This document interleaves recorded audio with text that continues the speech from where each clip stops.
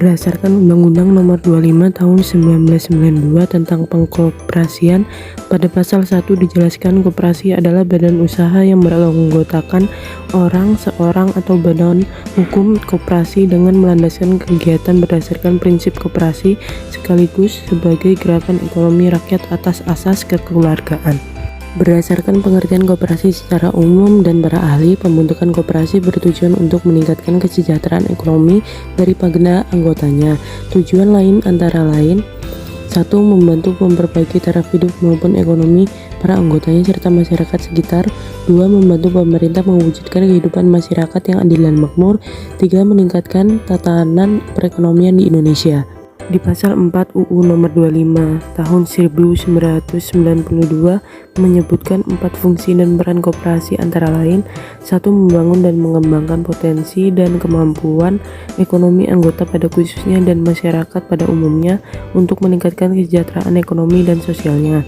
2. Berperan secara aktif dalam upaya mempertinggi kualitas kehidupan manusia dan masyarakat. 3. Memperkokoh perekonomian rakyat sebagai dasar kekuatan dan ketahanan perekonomian nasional dengan koperasi sebagai soko gurunya. 4. Berusaha untuk mewujudkan dan mengembangkan perekonomian nasional yang merupakan usaha bersama berdasar atas asas kekeluargaan dan demokrasi ekonomi. Dalam pasal 5 disebutkan prinsip pelaksanaan koperasi sebagai berikut: 1. Keanggotaan bersifat sukarela dan terbuka. 2. Pengelolaan dilakukan secara demokratis. 3. Pembagian sisa hasil usaha atau SHU dilakukan secara adil sebanding dengan besarnya jasa usaha masing-masing anggota. 4. Pemberian balas jasa yang terbatas terhadap modal. 5. Kemandirian. Dalam mengembangkan koperasi juga wajib menerapkan prinsip: 1. Pendidikan pengkoperasian. 2. Kerjasama antar koperasi. Menurut Undang-Undang Perkoperasian, koperasi dapat berbentuk koperasi primer atau koperasi sekunder.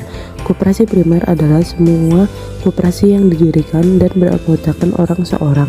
Sedangkan koperasi sekunder adalah semua koperasi yang didirikan oleh dan beranggotakan badan hukum koperasi, baik badan hukum koperasi primer dan atau badan hukum koperasi sekunder.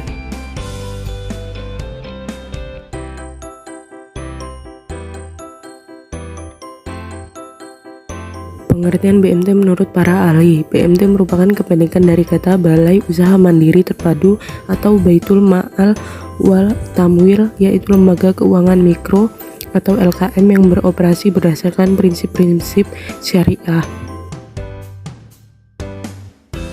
Tujuan BMT yaitu meningkatkan kualitas usaha ekonomi untuk mensejahterakan anggota pada khususnya dan masyarakat pada umumnya. Fungsi dan struktur organisasi BMT. BMT memiliki fungsi dalam rangka mencapai tujuan antara lain: A. Mengidentifikasi, memobilisasi, mengorganisasi, mendorong, dan mengembangkan potensi serta kemampuan potensi ekonomi anggota. B. Meningkatkan kualitas SDM anggota menjadi lebih profesional dan islami sehingga semakin utuh dan tangguh dalam menghadapi persaingan global. C. Menggalang dan mobilisasi potensi masyarakat dalam rangka meningkatkan kesejahteraan anggota.